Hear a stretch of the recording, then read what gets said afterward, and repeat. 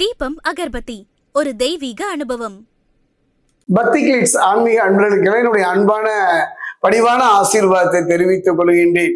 பக்தி கிளிட்ஸை பொறுத்த வரைக்கும் ஆன்மீகம் மட்டுமல்ல, அமானுஷ்யம் மட்டுமல்ல, சோழி பிரசன்னத்தின் மூலம் உங்கள் நலன் பொருட்டே 3 கிரகங்களுடைய பயிற்சியை பேசி வருகிறேன். சனி பயிற்சி நடந்து கொண்டிருக்கின்றது. இப்பதான் குரு பயிற்சி. இந்த வருடத்தினுடைய இறுதியில நம்ம ராகுகேது பயிற்சி. இடையில 3 பயிற்சிகளினால முழுமையான பலனை பெற முடியாவிட்டாலும் கூட, சில சங்கடங்களை சந்தித்தாலும் கூட ஒரு கேடயமாக கவசமாக இருக்கக்கூடிய ஒரு அற்புதமான பயிற்சி கடத்தரகாரகன் என்று சொல்லக்கூடிய சுக்கிரனுடைய பயிற்சி.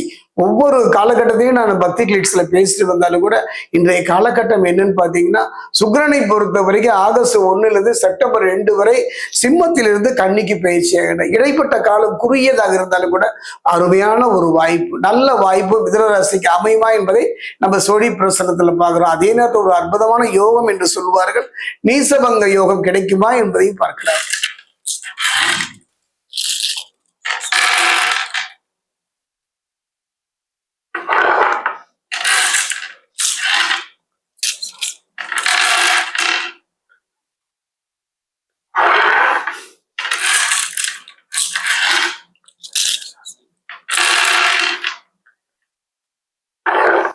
மிதுன ராசி அன்பர்களே, அருமையான ஒரு சந்தர்ப்பங்க, அருமையான ஒரு வாய்ப்பு. இந்த உறவுன்னு சொல்லுவாங்க. உறவுல உங்களை பொறுத்த வரைக்கும் தனி மனிதனாக தவித்துத்தான் போய்விட்டீர்கள். சில இயல்பான சில பிரிவுகளை சந்தித்தீர்கள். ஆனாலும் அதுல கூட மனம் தளர்ந்துருலீங்க. போராடு குணம் இயற்கையிலேயே உள்ள ஒரு மிதுன ராசிக்காரர்கள்.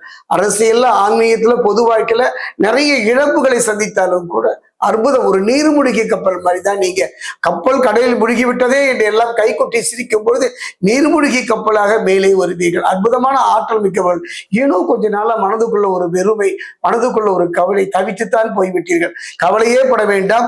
சிம்மத்திலிருந்து கன்னிக்கு வருகின்ற இந்த சுக்கிரன் பலகீனமானாலும் கூட மற்ற கிரகங்களுடைய பலம் உங்க கைவிட்டு விடுவதை இதைத்தான் இந்த சோழி பிரசனம் சொல்கின்றது. போட்டிகள், பொறாமைகள், எதிர்ப்புகள் விலகும். கவலையே பட வேண்டாம். தொழில கொஞ்ச நாளா பாத்தீங்கன்னா ரொம்ப கலங்கிட்டீங்க ஐயா. தொழில நண்பன் யாரு, பகைவன் யாரு, நம்முடைய வெற்றிக்கு எது தடையா இருந்தது என்றெல்லாம் கலங்கியவங்களுக்கு ஒரு அற்புதமான காலம் இந்த காலகட்டம். அதே நேரம் தன்னம்பிக்கையுடன் செயல்பட்டு சாகதமான பலன்கள் கிடைக்கும் பெறுவீர்கள் சுக்கிரனால. குறிப்பா பாத்தீங்கன்னா பணவரவு எதிர்பார்த்தபடி இருக்கும். அதே நேரம் பாத்தீங்கன்னா சொத்துக்கள் வாங்குவது, வீடு கட்டி முடிப்பது, அதில் இருந்து வந்த பிரச்சனைகள் படிப்படியாக குறைந்து நல்ல முறையில் நடைபெறுவதற்கான ஒரு சாத்தியக்கூறு சுக்கிரன் அமைத்து தருகின்றார். குறிப்பா பாத்தீங்கன்னா தடை தாமதங்கள், ஒரு மனிதனுடைய வாழ்க்கையில தடைகள் சொன்னேன் அல்லவா, அந்த தடைகள் தொழில வாழ்க்கையில இருந்த தடைகள் பொதுவா பாத்தீங்கன்னா ஒரு சுப நிகழ்வுகள், சுப காரியங்கள், குடும்பத்தில் இருந்து வந்த தடைகளும் பிரச்சனைகளும் படிப்படியாக விலகுவதை நீங்கள் அனுபவத்தில் உணரலாம். அதே நேரத்தில் பார்த்தீங்கன்னா களத்திரகாரன் என்று சொல்லக்கூடிய சுக்கிரன் பலம் பெற்று 5ஆம் இடத்தில் சஞ்சரிப்பதனால குடும்பத்துல மகிழ்ச்சி, தொழில் வியாபாரத்தில் லாபம் கிடைக்கும். 2ஆம் இடம்னு சொல்லுவாங்க. இந்த 2ஆம் இடம் ஒரு அற்புதமான இடங்க. இந்த 2ஆம் இடத்துல குரு உச்ச பலம் பெற்றிருப்பதனால திருமணம் போன்ற சுபகாரியங்கள், புதிய வேலைக்கான முயற்சி, அரசு துறையில முயற்சி பண்ணீங்கன்னா அது தடையில்லாத, பிரச்சனை இல்லாம இந்த வேலை அமைவதற்கான சந்தேகம். அதாவது அரசாங்கத்துல சில துன்பங்களையும் துயர்களையும், அரசாங்க ரீதியா சில இடர்பாடுகளையும் பிரச்சனைகளையும் சந்தித்து வந்தவங்களுக்கு அந்த பிரச்சனையிலிருந்து நீடுவதற்கும், நீண்ட நாள் இழுத்தடித்த வம்பு வழக்குகள், செய்யாத குற்றத்துக்கு கண்கலங்கி நின்றீர்களா, அந்த நிலை மாறும். அது எப்படி மாறும்? 2ஆம் இடத்துல குரு உச்சம்.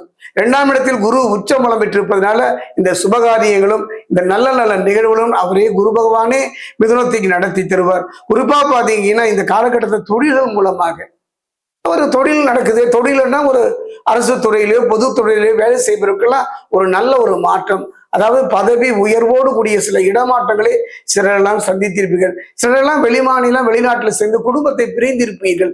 ஏதோ காரணம் அந்த நிலை மாறும். குறிப்பா பாத்தீங்கன்னா நான் சொன்னேன் அல்லவா, 2ஆம் இடம், 2இல் இருந்து சூரியன் 3ஆம் இடத்துக்கு செல்வதனால் நன்மை கிடைக்கும். ஆத்மகாரகன், பிதுர்காரகன் என்று சொல்லக்கூடிய சூரியனை பொறுத்தவரைக்கும் அந்த 2ஆம் இடத்துல இருந்து சில தடைகளையும் தடங்கல்களையும் சில கவலைகளையும் உண்டு பண்ணினாலவா அந்த நிலை மாறும்.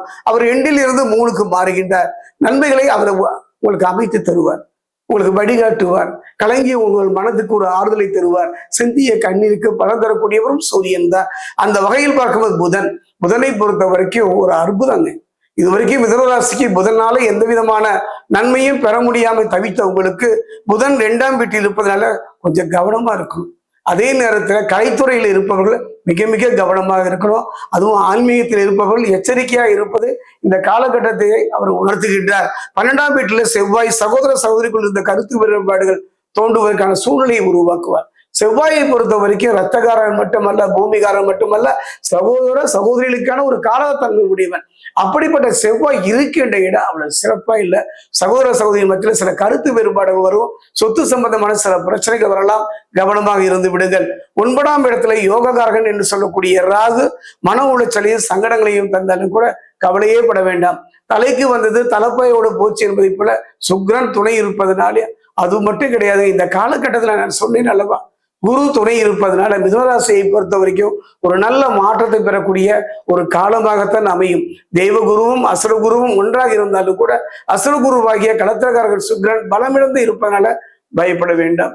அதே நேரத்துல சில மறைமுக நோய்கள் தோன்றி மறையும், சில தேவையில்லாத மன உளைச்சல் வரும் என்று சொல்லியிருப்பா. கவனமா இருங்க.